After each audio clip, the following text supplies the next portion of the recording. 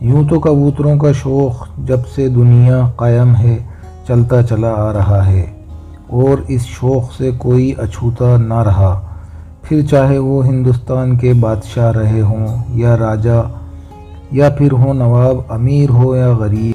یہ شوق پوری دنیا میں محبت اور امن کا پیغام دیتا ہے۔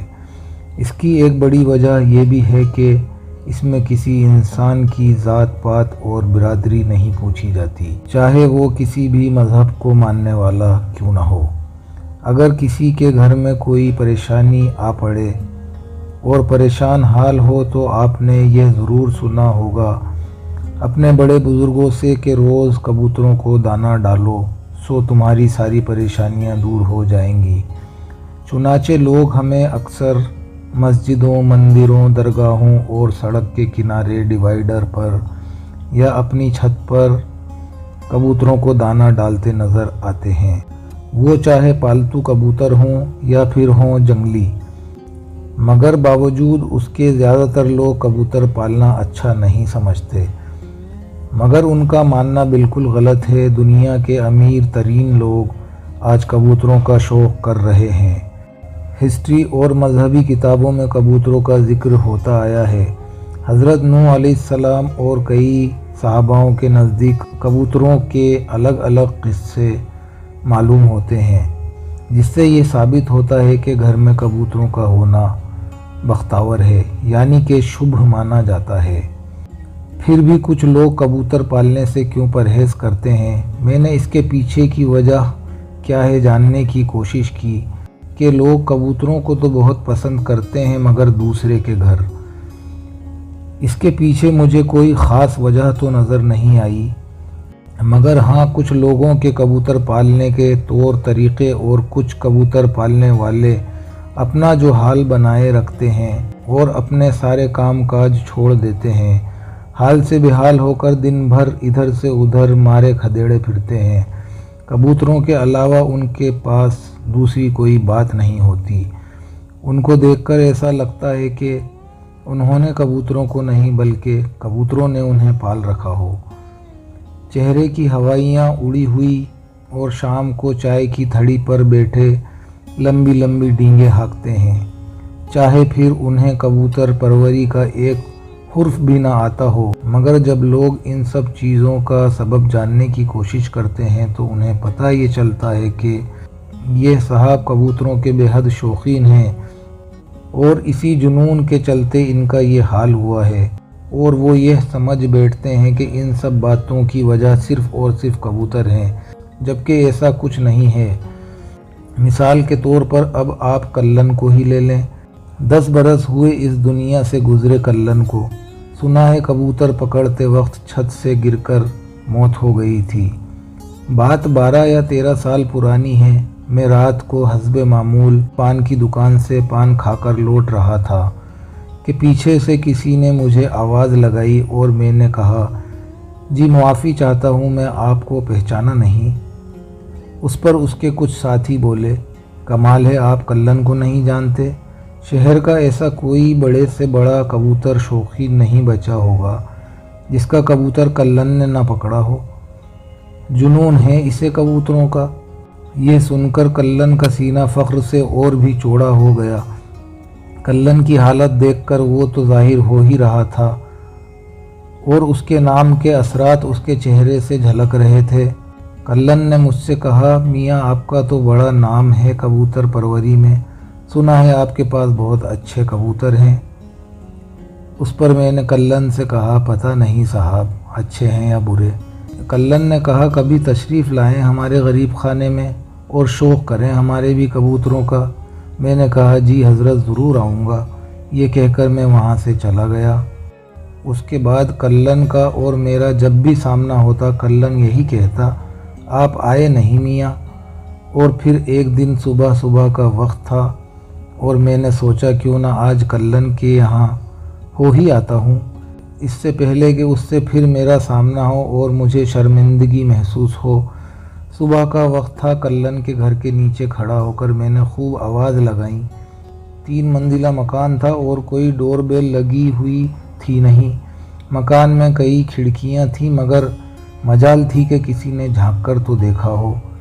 हाँ, मगर अड़ोस पड़ोस के सभी लोग मुझे ऐसे देख रहे थे जैसे उन सब की नींद हराम करने वाला वाहिद शख्स कोई और नहीं बल्कि मैं ही हूँ। खैर, बहुत देर से नीचे बैठे एक बुज़ुर्ग कोयले से दांत मांज रहे ये सारा तमाशा देख रहे थे। बुज़ुर्ग बड़े इत्मीनान के साथ मुंह से कोयला थूकते हुए बोले, बेटा क्यों अड़ला रहे हो इतनी ज़ोर ज़ोर से? अंधेरा छटते ही तीसरी मंजिल की अटारी पर चढ़ बैठता है, उसका बस चले तो सारी रात भर अटारी पर बैठा कबूतर ही पकड़ता रहे। बड़ा दीवाना है कबूतरों का मेरा बेटा। हर रोज़ जब तक किसी के 3-4 कबूतर पकड़ न ले उतरेगा थोड़ी ही तीसरी मंजिल की अटारी से, और ना ही किसी की वो सुनेगा। ऐसा करो बेटा, दरवाजे से अंदर जाते ही जो सीढ़ियाँ दिखें चढ़ते चले जाना खखारा करते हुए। सीढ़ियाँ जहाँ ख़त्म होंगी वहीं तुम्हें कल्लन नज़र आ जाएगा। और मैं तीसरी मंजिल पर जा पहुँचा और मैंने देखा तीसरी मंजिल पर बनी 10 फीटी अटारी पर खड़े कल्लन के हाथ में एक लंबी सी छड़ और मेला पैजामा आस्तीन उधड़ी हुई, उस पर चाक गिरेबां किए कल्लन अटारी पर खड़ा था।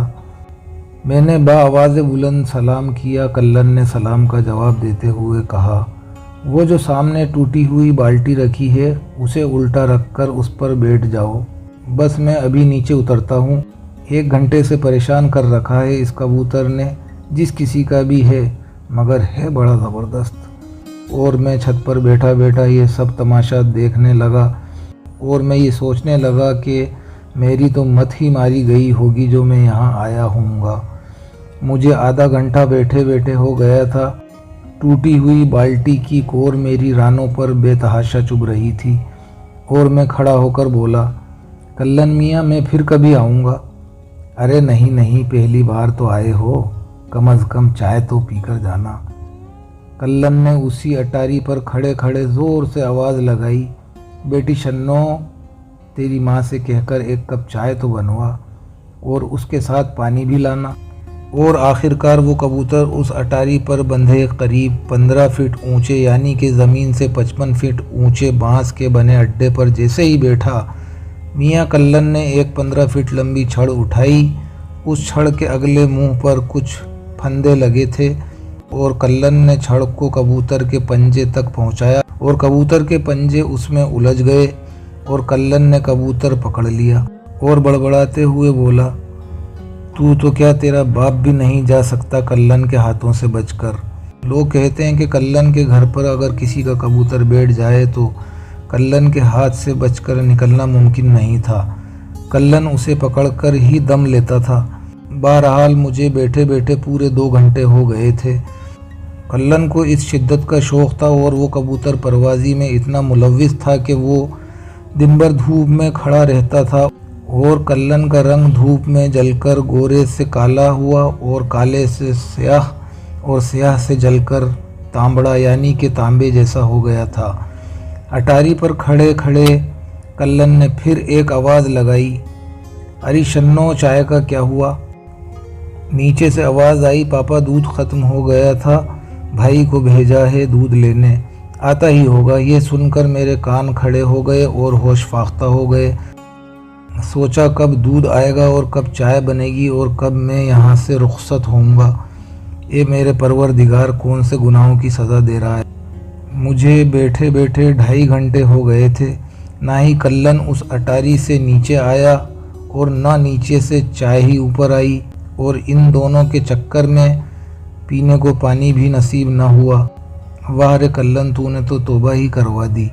और मैं गुस्से से लाल पीला होकर जाने लगा। मुझे जाता देख कल्लन बोला, तुम भी बहुत ही जल्दी में हो यार, चाय तो पीते जाते, अब के आओ तो फुर्सत में आना। मैंने दिल ही दिल में सोचा, भाड़ में गई तेरी चाय। और मुझे सभी सवालों के जवाब मिल गए थे कि कबूतर परवरी दुनिया के बेहतरीन शौक़ में से एक है, मगर चंद लोगों की वजह से ये बदनाम है। तो दोस्तों, आपके क्या समझ में आया इस कहानी से, कमेंट करके अपनी राय ज़रूर दें। चलिए तो दोस्तों, मुझे इजाज़त दें, यानी कि रिजवान अली साबरी को इजाज़त दें, और जाते जाते चैनल को सब्सक्राइब कर दें। तो दोस्तों, अल्लाह हाफिज़, गुड बाय, नमस्कार। फिर मिलेंगे किसी और वीडियो।